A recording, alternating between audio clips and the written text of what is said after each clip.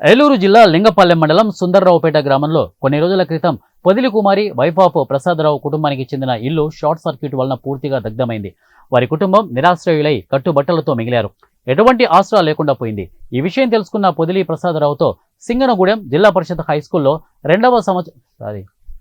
2000 సంవత్సరంలో తనతో పాటు 10వ తరగతి చదువుకున్న తమ స్నేహితులు ఇక పంతం మాణిక్యం, సేవ యేషయ్య, ఇక పొలిమెట్ల సుమన్, ముసునూరి శ్రీను, గోళ్ల పవన్ కుమార్, టెలికోర్ల కిషోర్, బల్లా భాస్కర్ రావు, అలాగే చిలుకూరి రాజేష్ రెడ్డి మరికొంతమంది కలిసి వారికి ఆర్థికంగా సహాయం అందజేశారు. ఆర్థికంగా సహాయం చేసిన తమ స్నేహితులకు కృతజ్ఞతలు తెలుపుతున్నామని పొదిలి ప్రసాదరావు కన్నీటి పర్యంతమయ్యారు.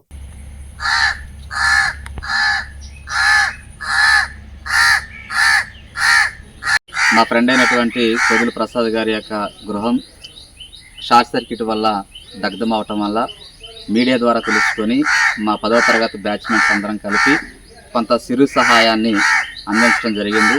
ఆ కుటుంబానికి మేము స్నేహితులు అందరం కలిసి ఎప్పుడైనా చేదోడు వాదోడుగా ఉంటామని మాటిస్తూ ఉన్నాం. లేదండి సార్ థ్యాంక్స్ అండి, మాకు హెల్ప్ చేసినందుకు.